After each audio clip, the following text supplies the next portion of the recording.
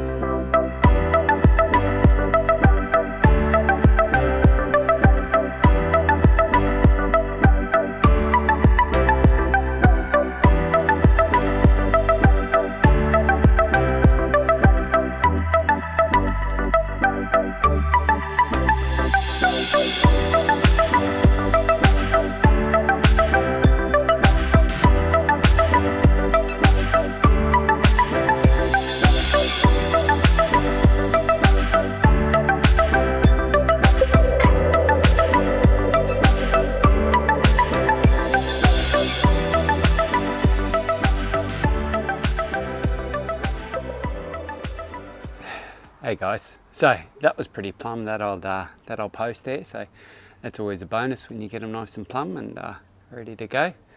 There's a lot of guys that have mentioned that I've inspired them to look into an apprenticeship and all that sort of thing, and I'm all for that. That's awesome. It's good to see that, and that's always been the idea, like to try and encourage people to have a crack at being an apprentice, to give it a go and try and become qualified and get more tradesmen in the world, and we can build more things and that sort of stuff. So that's kind of the go, hey. But what I haven't really spoken about too much, and I've mentioned it slightly in the past, but I think we need to mention it more in detail, is money.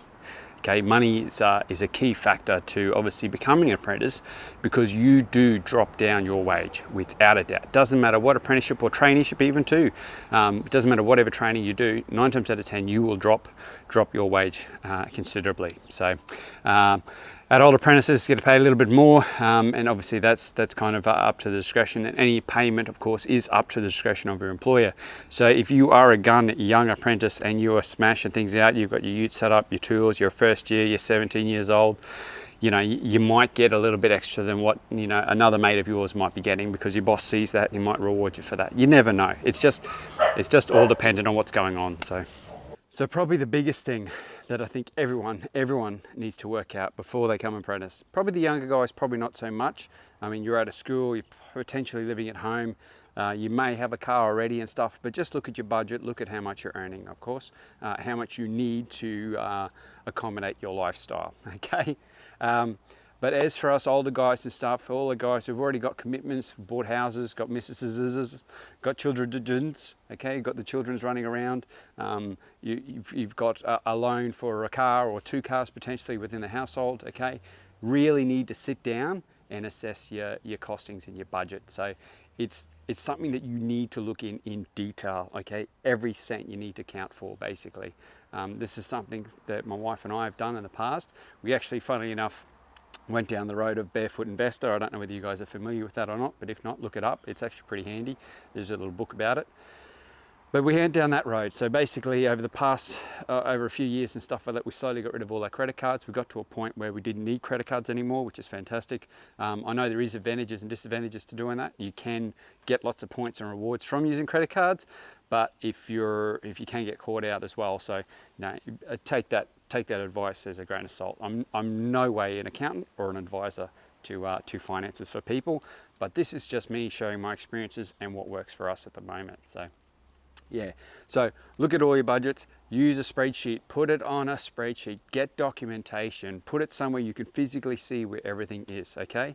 So go through your bank accounts, go it month by month and see what deductions are coming out. You might have a donation that you set up 6 years ago that's coming out still, that's like $20 or something a month. You know, like those little things and stuff you need to try and shut off so that you can get the most out of your budget, basically. So you can get the most of, you know, potentially stepping forward into the world of, you know, an apprenticeship or a tradesman or a traineeship or something like that. So once you've worked out all your budgets, get an idea of wage, all right? I've spoken about wages and stuff before. I'll probably show that link in there too. But have a chat to obviously your employment agencies and stuff too. They'll give you a rough idea on wages and you can get an idea of what you should be earning a week. 9 times out of 10, it's normally 38 to 40 hours a week.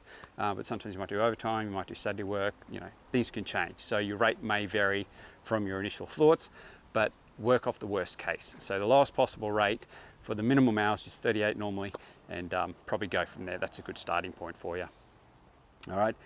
Then from there, look at other incentives and support that's out there. So there's a trade support loan that the government does. I know there's other ones too. I'll see if I can find them. If I can, I'll flash them up on the screen now and the location of those. So that'll be good for you guys. Yes, and then have a look at what you need to get set up. Okay, so do you need a vehicle? Are you going to be able to afford a vehicle? Is it the first year you get a vehicle or second you get a vehicle? Can you borrow one? Tools, what tools do you need to try and get things started? Like there's always those initial kind of startup things that you need for an apprentice. When you start up as an apprentice, you need at least something. All right, some employers may supply everything. Government departments, I think, supply a fair bit. A lot of bigger companies will supply a bit for you. Some tools might already be available to you on site.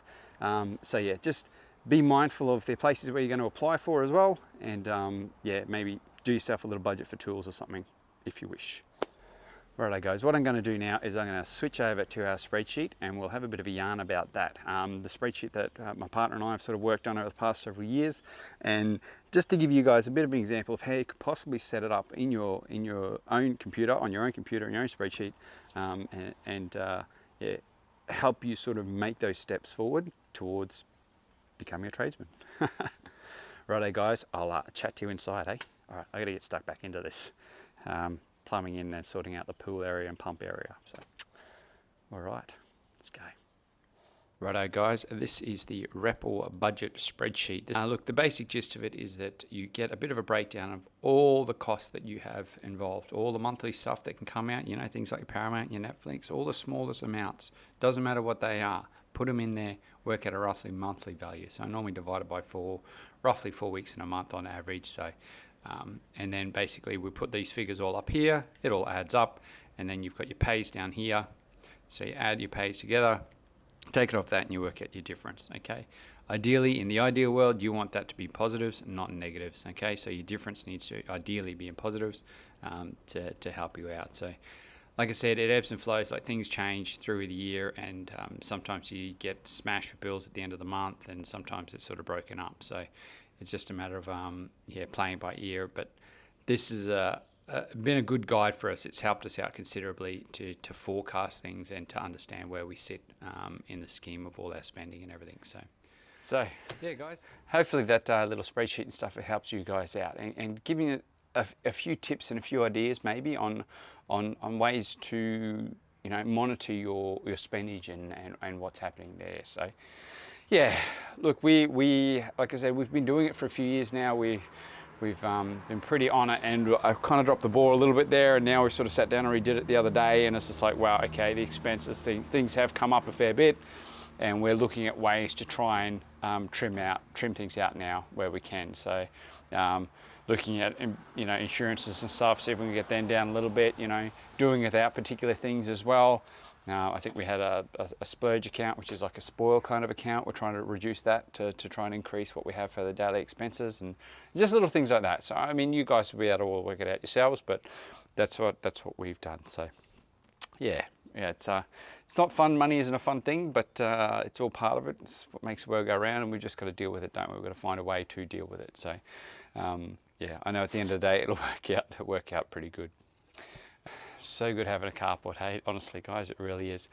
Righto guys, that's it for me this week. Hopefully it's helped you out a little bit. I know it's not a really great topic to talk about the old money and coin, but I think it's important that we open some discussions up.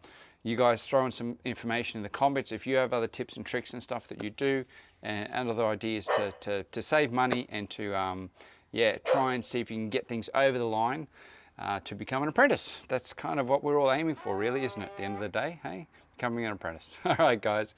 Build on Legend, you have a cracker of a weekend, and we'll see you on the other side, eh? Take care, guys. See ya.